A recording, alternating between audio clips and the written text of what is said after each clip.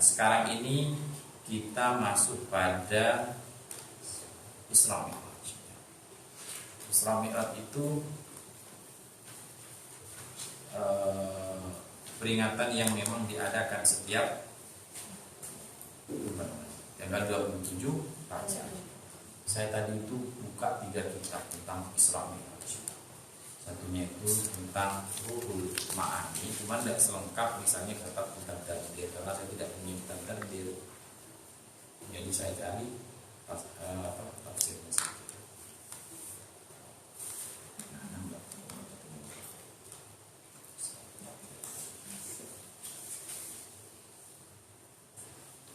Kalau sejarah Isra Mi'raj itu kan kita sudah banyak tahu bagaimana proses Isra Mi'rajnya Nabi Muhammad SAW. Nabi Muhammad itu diisra dan Mi'raj diisrakan dari mana? Jadi di dalam sebuah cerita itu Nabi Muhammad SAW itu ada di rumahnya sepupunya.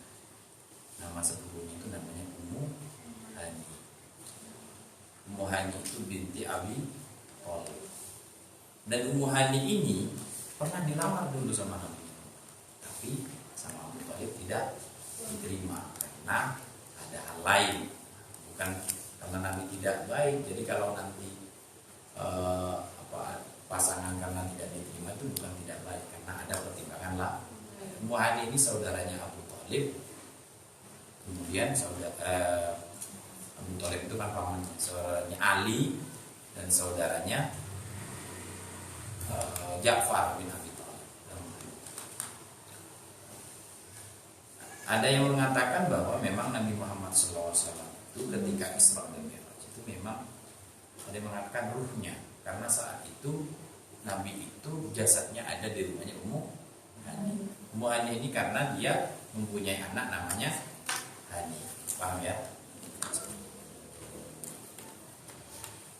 Kemudian dalam proses perjalanannya ini Nabi Muhammad SAW itu ada yang mengatakan dari rumahnya Ummu Hani itu dibawa ke Masjidil Haram. Oleh karena itu di dalam surat Al-Isra itu subhanalladzi asra bi 'abdihi lailan minal masjidil haram.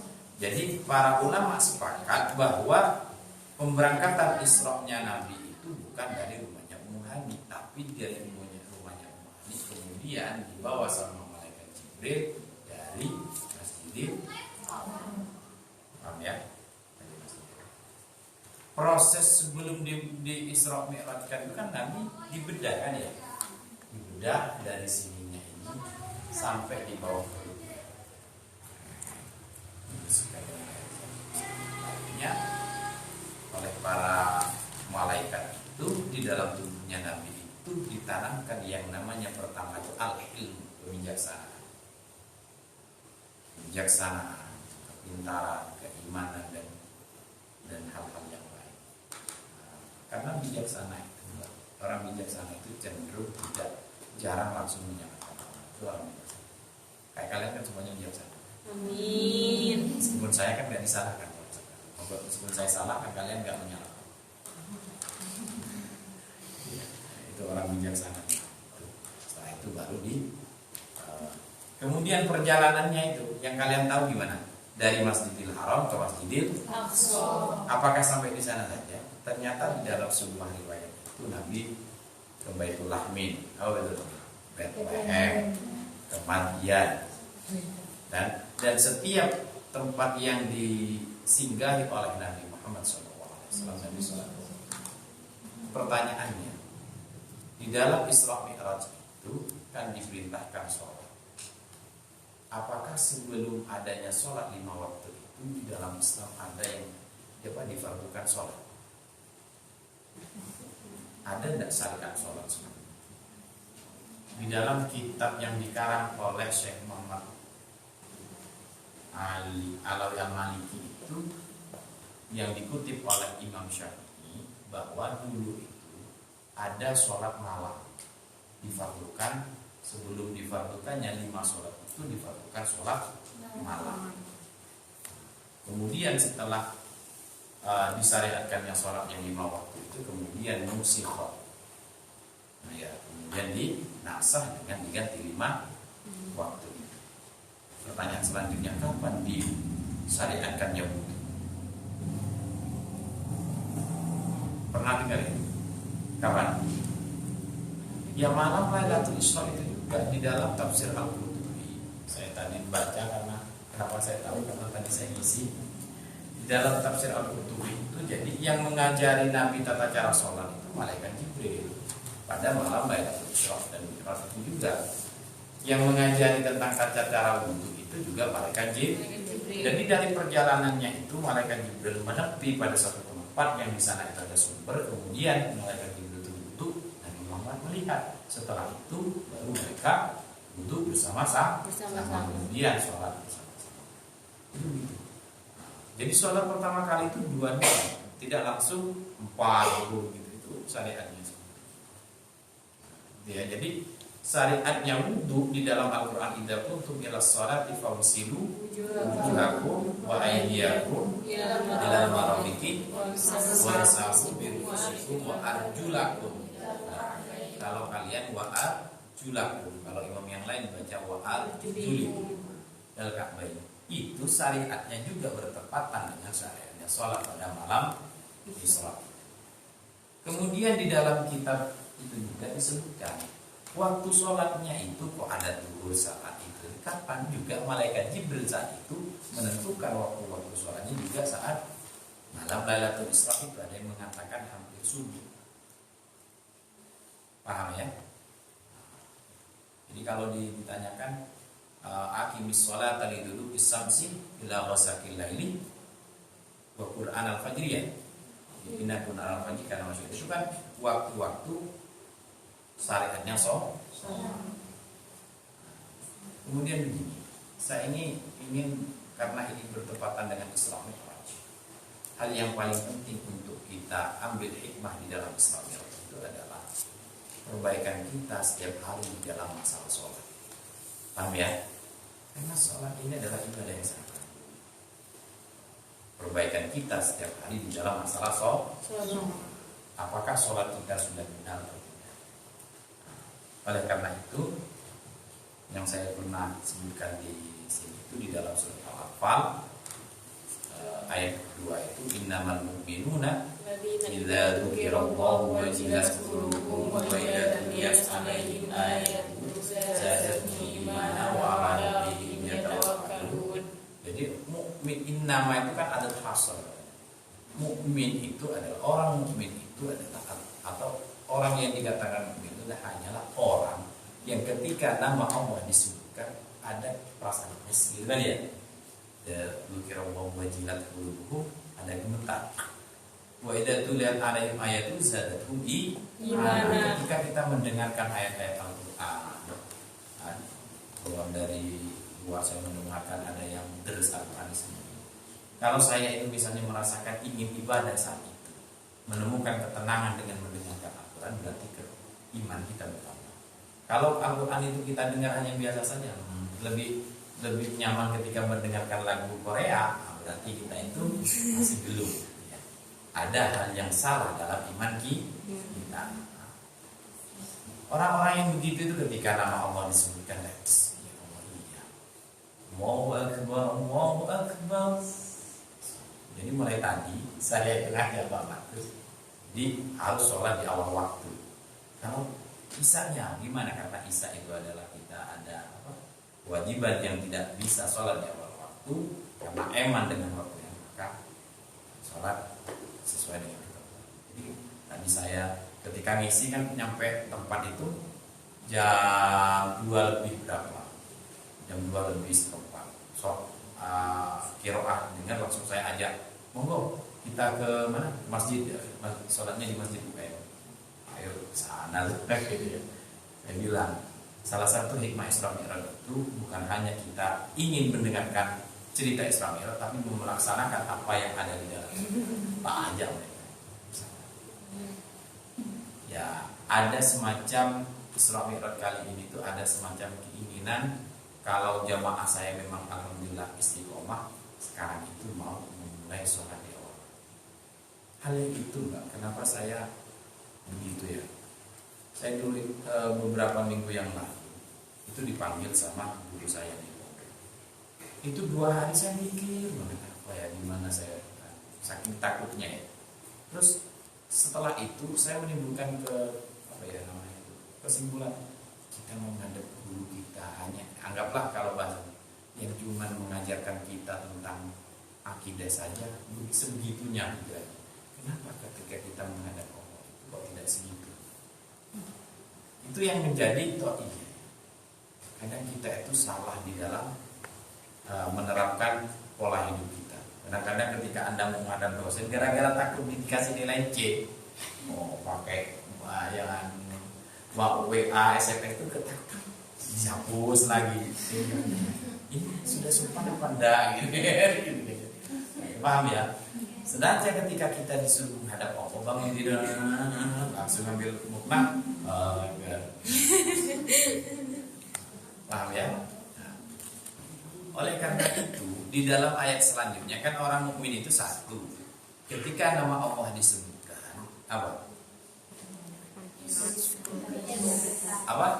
Bergetar. Ketika Al-Quran kita mendengar, iman kita wa'ala rabbihim yatawakkal. Orang yang sudah begitu itu pasti merasakan kenikmatan di dalam hidupnya. Kenapa? Karena segala sesuatu itu dia tidak akan takut.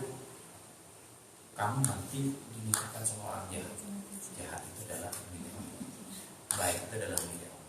Kalau orang akan merubah, dia akan jadi orang yang hebat. Itu gak akan takut. Nanti nggak dapat nilai C. Ngapain saya hidup itu hanya tergantung nilai C? Kayak katanya Mbak Kari. Ngapain saya? Ketika nilai C beneran, dulu saya bilang begini ya. Jadi orang-orang yang begitu nggak takut. Ketika misalnya kalau sudah berbisnis misalnya, kenapa nggak laku? Memang saat itu bukan seperti saya. Semuanya itu orang itu ketika sudah menggantungkan segala sesuatu pada Allah, tenang gitu. Paham ya? Tenang. Ada masalah ini, ya nanti akan selesai masalah itu. Coba dibuat, gimana ini? Kenapa kucingnya dari sini? Misalnya. Bagaimana kita itu akan merasakan yang seperti itu? Ternyata di ayat selanjutnya di ayat yang ketiga itu apa?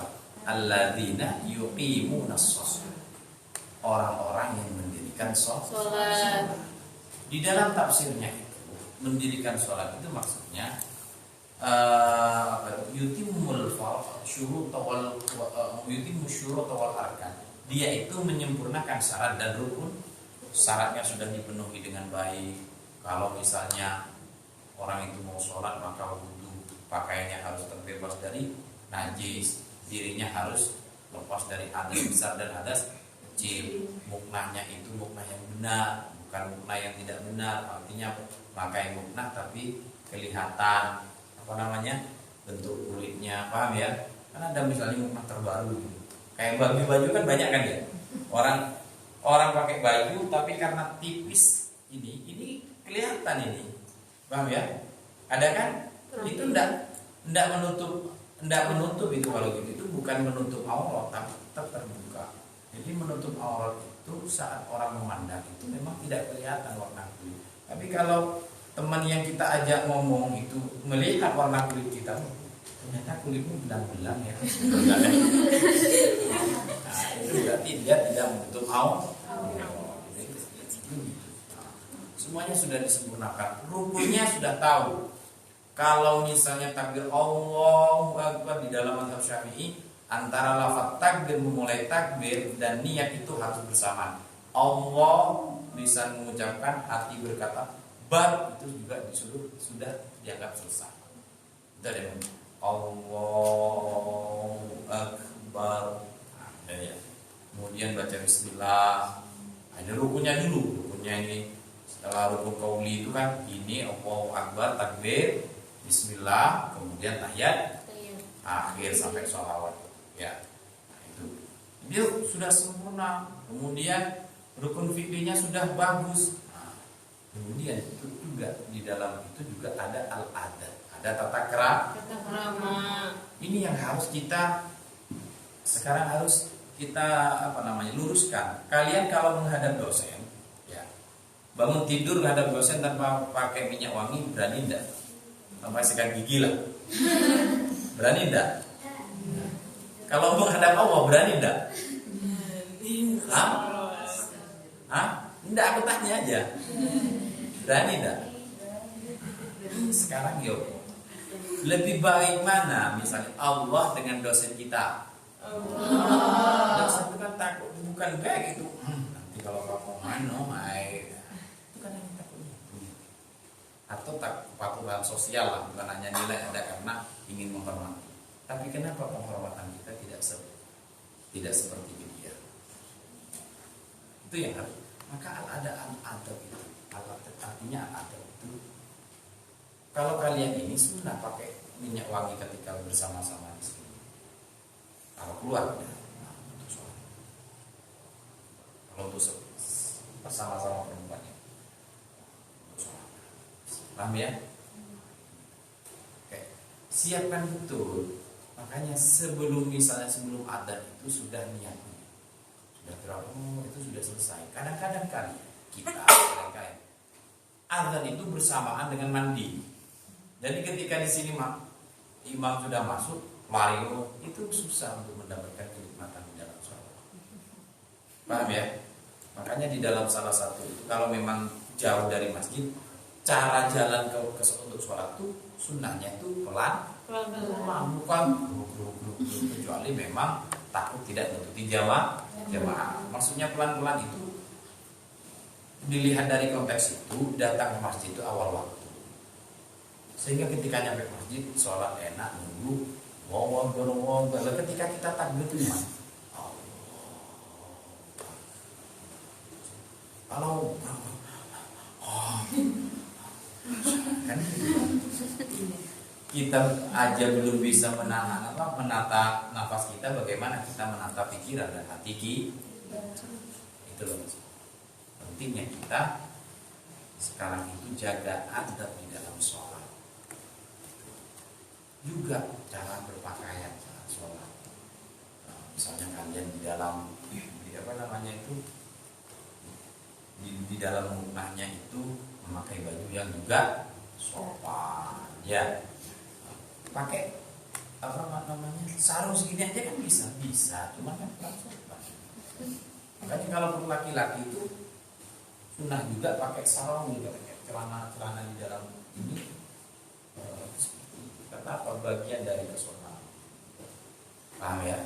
Nah, ini yang harus kita terapkan di dalam kehidupan kita terkait dengan fadilahnya Isra dan Mi'raj. Bukan hanya kita mendengarkan setiap waktu bahwa Isra Nabi itu ketika di Mi'rajkan pada langit pertama ketemu dengan Nabi Adam wa yurahibu.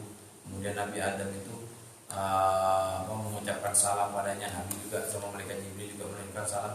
Naik pada langit yang kedua, Nabi ketemu dengan anak bibinya, yaitu adalah Nabi Yahya dan Nabi Isa.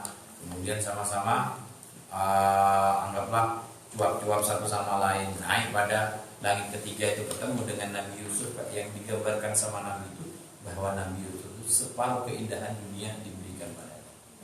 Seperti apa ya? Diminum aja sudah kemana? Kemudian naik pada langit keempat, di sana ditemukan dengan Nabi Idris. Nama kelima ditemukan dengan Nabi Harun. Naik ke langit keenam ditemukan dengan Nabi Musa. Naik ke langit ketujuh ditemukan dengan Nabi Ibrahim. Nabi Isa pada langit kedua bersama dengan Nabi Ibrahim. Kemudian setelah itu dinaikkan pada Sidratul Muntaha.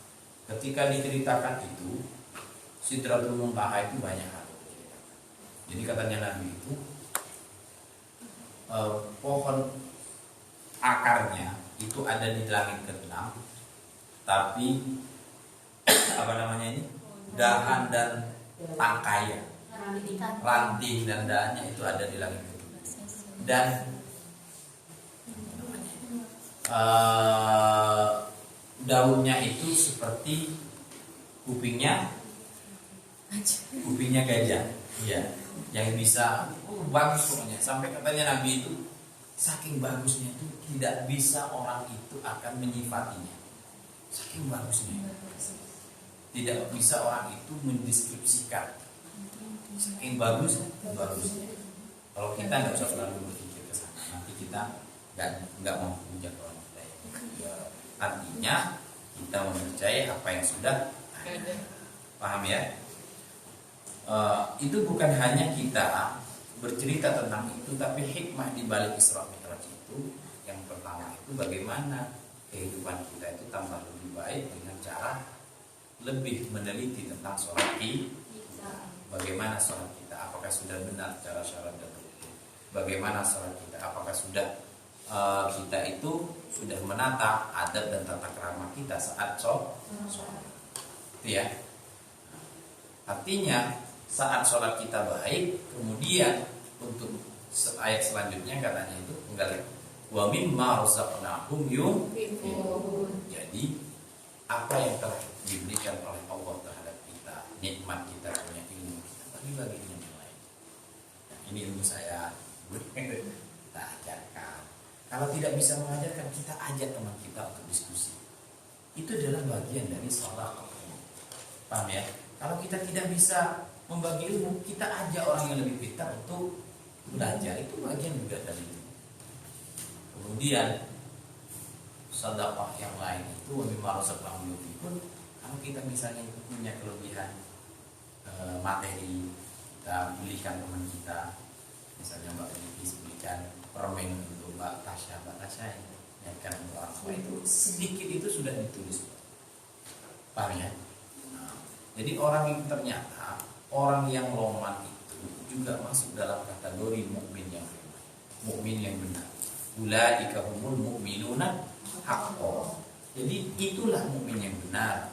Yang pertama sholatnya baik, dan kemudian punya jiwa sosial yang tinggi. Kenapa? Jadi begini, mukmin yang baik itu ibadah dengan kepada Allah dan ibadah pada makhluk itu dianggap seimbang. Ibadah paling hubungan Allah dengan makhluk yang paling agung itu lewat sholat. Sujud itu menunjukkan bahwa kita itu benar-benar lemah, bahwa kita benar-benar hina, dan ada zat yang menjadikan kita. Hubungan makhluk dengan makhluk yang paling baik itu melalui sedekah.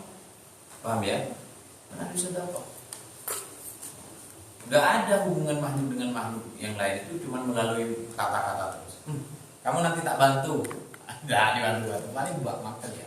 Coba lah di daerah kita. Ini ada bajingan. Bajingan dibuat. Bajingan kelas kakak. Kalau manusia itu nggak dibunuh, digigit aja mati. Nah ini misalnya ini. Tapi orang itu lomang sekali. Kira-kira masyarakat di sana itu benci atau enggak? Iya. Paham ya? Ada ini orang pengalim sampai Quran itu misalnya hafal 31 juz sama Injilnya. Pengalim banget. Tapi oleh kira-kira orang di sana itu suka banget. Nah, ini menunjukkan bahwa hubungan antara makhluk dan makhluk itu paling bagus itu adalah melalui sedekah. Paham ya? Nah, jadi sedekah yang saya sebutkan itu bisa dengan harta, bisa dengan ilmu, bisa dengan kekuatan yang kita miliki, tenaga yang kita miliki. Mbak Rosi mau keluar air, siapa yang mau nitip-nitip? Ah itu sedekah juga. Katanya Mbak Isa, daripada saya mungkin menghabiskan ongkirnya segini, lebih baik. Ini juga sedekah. Jangan pernah takut untuk bersedekah. Jangan pernah punya pikiran saya dimanfaatkan. Itu bagus kalian dimanfaatkan. Daripada kalian yang memanfaatkan, yang memanfaatkan itu yang nggak bagus, paham ya? Yang dimanfaatkan bagus. Ya.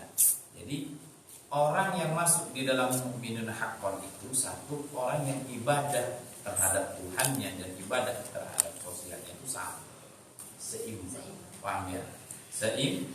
Tujuan diciptakannya surga itu bagi orang yang sahok, bagi orang yang bukan bagi orang yang pelit. Kalau orang pelit masuk surga itu dilarang sudah, anti muharramatun ala kulli bakhilin. Di tulisan surga itu sudah yang bakhil nggak boleh masuk ke sini. Nah, Ini yang pelit-pelit ini tidak boleh masuk. Nah, ini itu udah begituin. Oleh karena itu orang yang mukmin itu ya dua itu, mukminun haqqan itu satu yang sholat yang benar-benar teliti baik, kemudian hubungan sosialnya melalui sedekah itu baik. Kalau itu ulaika mu'minuna haqqan lahum darajatun Inda Rabbihim. maka dia itu pasti mendapatkan darajat, posisi yang baik di dunia itu dan akhirat. Orang yang loman itu pasti di masyarakat itu dihormati, Pak. Paham ya? Kadang-kadang orang loman, ada Pak Haji loman setiap ada masjid itu tanggung. Itu ketika ada acara dia lebih di depan daripada kiainya, bisa. Karena loman kan. Karena apa? Logika sederhananya masyarakat itu nanti biasa dikasih juga kan gitu kan. Nah, itu enggak apa-apa. Orang loman itu begitu ya. Paham ya? Jadi di masyarakat itu mereka sudah mendapatkan derajat yang tinggi. Derajat yang lahum darajatun inda rabbihim. Di saat hidupnya dia mulia, ketika meninggal juga akan wa maufiratun wa rizqun karim wa maufiratun. Jadi kenapa ada kata maufirat? Karena manusia itu diciptakan dan hakikat manusia itu tidak bisa lepas dari yang namanya salah. Salah dalam konsep kita itu adalah dosa. Paham ya? Jadi kullu bani adam khata'un. Jadi kita ini memang orang yang biasa melakukan salah. Kadang-kadang gimana kabarnya? Katanya Mbak Zakia sama Mbak Nailu, udah tahu ini gimana? Oh iya, Mbak Nailu kabarnya temanmu itu gimana? Ini sudah salah nih. Sudah dari kemana-mana. Pertama tanya kabarnya, habis itu tanya yang lain-lain. Nah, ya. Maka gimana? Khairul khata'in at-tawwab. Makanya di dalam Burda itu ya nafsu lapak nanti min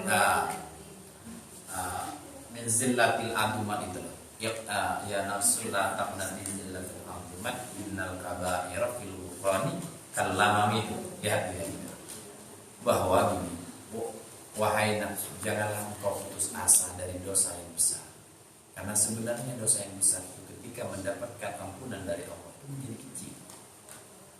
Paham? Dan jika kalau kita biasa berdosa, maka salah satu memperbaiki itu di samping kalau hakul adami harus minta maaf, maka bisa dengan sholat, juga bisa dengan sedekah.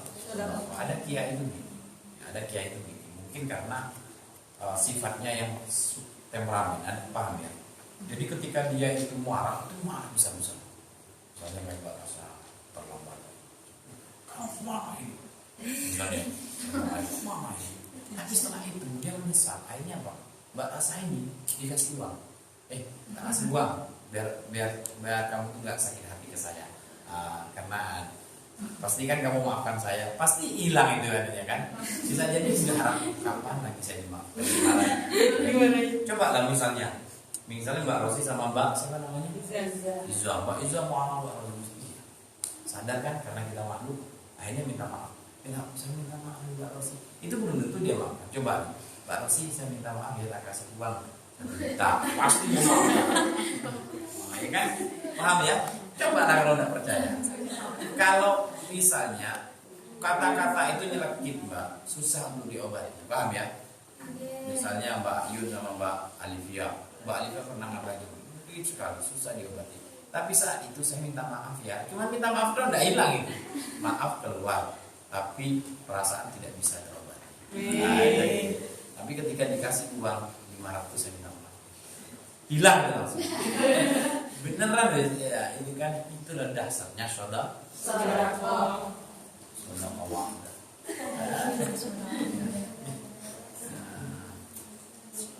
Oke. Oleh karena itu di dalam momen Isra Mi'raj kali ini satu yang harus kita ambil pelajaran, perbaikilah sholat kita, ya. Perbaikilah sholat kita, teliti apakah di dalam sholat kita itu sudah memenuhi syarat dan rukunnya. Cara menelitinya, buka-buka lagi tentang bab sholat. Apakah ketika misalnya saya bilang akbar Allah itu sah atau tidak? Nah, itu kan harus apa Apakah ketika saya itu misalnya berjamaah, kemudian imam sudah rukuk, saya masih sibuk membaca surat-suratan bagaimana?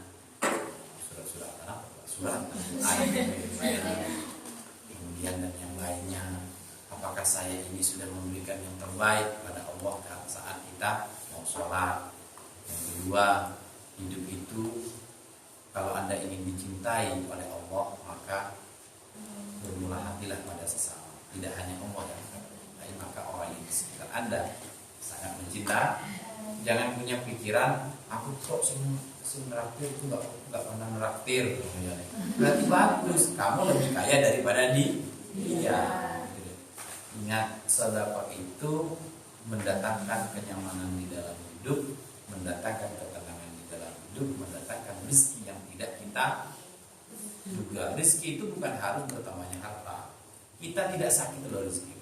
Anda dikasih uang 1 miliar, tapi saat itu Anda langsung mati. Berarti kan bukan rezeki Anda kan? Rezeki adalah ahli waris Anda. Anda dikasih uang 100 juta, tapi saat itu tangan Anda hilang. Berarti apa? Rezeki yang kita miliki saat ini itu adalah rezeki yang luar biasa dari Allah. Bukan harus bertambah materi kita, tapi ketenangan hidup. Saya selalu dimarahi, Ustaz. Tentu dimarahi kalau diambil matanya. Jadi semuanya itu harus selalu kita. Kalau kita sudah bisa menerapkan itu dengan cara sholat dan sedekah, maka kita masuk mukmin yang sejati. Itu ya, cara mukmin yang sejati itu sederhana. Perbaikilah hubungan dengan Allah dengan cara sholat, perbaikilah hubungan dengan sesama dengan cara bersedekah. Bersedekah tidak harus ini ditekankan terus. Bersedekah tidak harus kita memiliki uang lebih, tapi bisa dengan cara kata-kata yang baik, cara kita membantu sesama, cara kita ketika melihat sampah kita ambil biar orang yang melihat itu senang, itu adalah sedekah. Paham ya? Itu ditekankan di sini. Makanya di sini itu bareng-bareng gimana? Oh iya, saya belum ngasih tajim baik siapa ya? Mbak Zainal. Kalau kata-kata pertamanya gimana punya Mbak? Nah, sekarang apa? Taat agama. Nah, taat agama itu sebenarnya manifesto dari cerdas dan anggur sosial. Itu karena atau taat agama itu nanti konkretnya itu adalah anggur sosial dan cerdas intelek. Itu mudah jadi manfaat dan barokah. Semua mendapatkan barokahnya Isra Mi'raj, sehingga kita semua bisa menuju hamba yang lebih baik dari sebelumnya. Mudah-mudahan orang tua kita umur panjang, sehat walafiat, dilapangkan rezekinya, ditakdirkan haji dan umroh bersama kita semua, dan yang telah meninggalkan kita mudah-mudahan ditempatkan di surganya bersama para nabi, syuhada dan sholihin, dan kita semua dijadikan orang yang sukses dunia akhirat, orang yang bahagia dunia dan akhirat, orang yang segala sesuatunya menjadi sempurna di dunia dan akhirat. Al-Fatihah.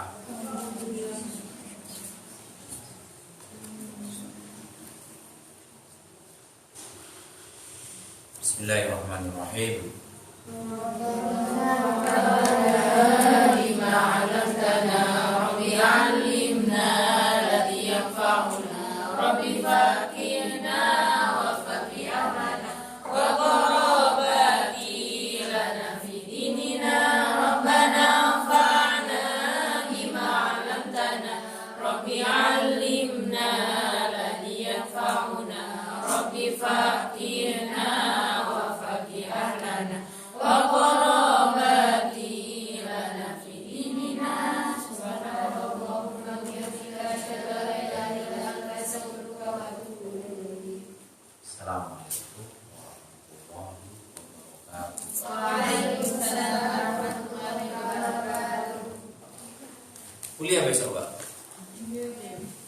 akhirat beliau. Masya Allah, ikhlas ini kan.